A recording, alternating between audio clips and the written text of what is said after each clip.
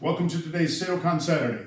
So I spent the last 11 weeks going over the 11 yakusoku, taking them from kata, stoic standard format, karate version, and moving them with add-on strikes and peripherals, or changing the attack to more street applicable types of attacks. The ultimate goal of this is it's not to go into sparring. So if we were to say, try to put it into an MMA context or dancing around, punching and blocking, again, if I'm here and this guy wants to dance and bob and weave and I have this much distance between us, there's nothing stopping me from going. It's only when it's already too late and I didn't know it was coming and he just goes, oh no, now I've got to do my technique. So the difference again between self-defense and fighting, whether that be tournament free point sparring, MMA freestyle, whatever, any sparring, combative, sportable type of context where we're fighting at distance is really not self-defense. And people still need to get this into their heads that these kinds of combinations and things, that's not where karate shines. It is a part of karate and it's an important part, but it's not where karate really shines. It's when we get in close and that engagement is on that it begins. I watched another karate blogger. He mentioned, and it was an interesting way to state it. I've kind of said the same thing, but he stated it better than I did, so I'm going to steal it. That the guy throwing the karate punch step forward, basically this is a stand-in for any attack. So like we went through when we were doing each individual technique. Right now he's doing that straight punch. Now he's going to do the street swing. Boom. Next he's going to get a club, right? Next he's going to grab my wrist, and I'm still going to do the same technique regardless of the attack. The punching in part, where it's just step forward punch oisuki, that part, his attack is irrelevant. All it does is give me a contact point from which to begin learning how my body is going to grab his, or hit his, or strike, or block, or whatever.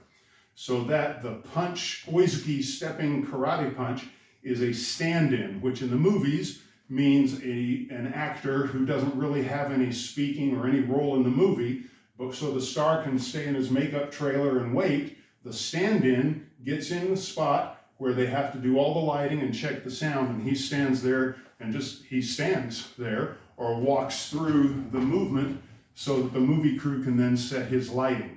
That's really all the karate punch is a stand-in, a placeholder for what we did over the last 11 weeks, building onto that. Now we're going to take it up the next notch. I also saw a blogger, and this is pretty much a standard part of karate drill training, is taking multiple strikes. And one of the jiu-jitsu instructors I trained with said, don't try to grab to throw his first punch. Let him throw 3 punches. And now I can grab that one, okay? Once he's thrown the first 2 and I bob, I weave, I parry, whatever, now I can grab that one because that's when his confidence comes up. So it could just be a 1, 2, 3, right, left, right, and block, block, block. Now it's easier to go ahead and do the movement at that point. So we're going to combine those concepts into the basic 11. So we'll start from a couple of different attacks. Let's just take Seidokan 1 again. And I'm going, hey, no, I don't want to fight. But this guy feels like he's Muhammad Ali. He's going to throw jab, jab, cross, and I do Seidokan 1, right? Jab, jab, boom. There's Seidokan 1. And then I can do my add-ons and the other stuff that we did before. Now he's going to, instead of jab, jab, cross, he's just going to swing, swing, swing. So instead of thinking he's Muhammad, now he's just the wild guy. And I'm covering, right? I just cover, and there's my Seidokan 1 at that point. And again, we can still finish and go on and do other things. So that's the next evolution that we want to look at. I just did with 1.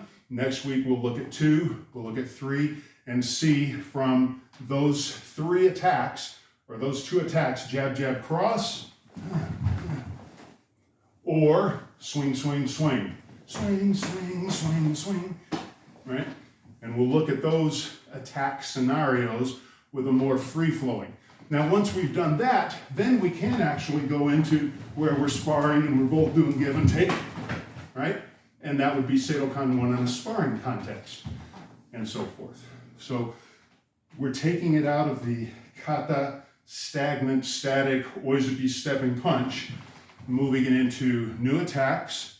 We did, over the last 11 weeks, extensions beyond the technique, setups, grabs within the technique, and alternative types of attacks through which to go. Now we're going to do more of a multiple free flow. In Shotokan karate, they do a thing called sanbon kumite, which is 3-step sparring. This is 1-step sparring. Boom, I attack, he does his technique. This would be 3-step sparring. It doesn't really change much from the 1-step because he knows and it's anticipatory and the feet and the stances are static. In this version, when I'm going, oh, look, leave me alone, I'm trying to keep my family back, and he throws jab, jab, jab. This version puts us into a little bit more footwork mobility, a little bit more flow context. So that's what we're going to be looking at next. Thanks, sir. That's Ichiban, real simple. Just block, parry, evade the first 2 jabs, and then go in on the 3rd punch, or cover on the swings, and then respond on the 3rd one. And you can make it 5 or 12 or however many, but I don't ever really want to let a guy throw too many punches, because if all I do is block, block, block, block, pretty soon he's going to outpace me, and my block is going to break down, and I'm going to get hit. The sooner I can respond, the better. But this 3 multiple attack also goes back to another thing that I taught way back when, is that 1-step sparring doesn't mean he's just going to take 1 step and then I do my technique. If I know he's only going to take 1 step, hey! Now I can wait. The alarm goes off. Oh, now I'll finally do my technique. That's not the concept. The concept of 1 step is he only gets 1 step. He may want to punch again, but I need to get here before he can. Okay? That's the true concept of 1-step sparring.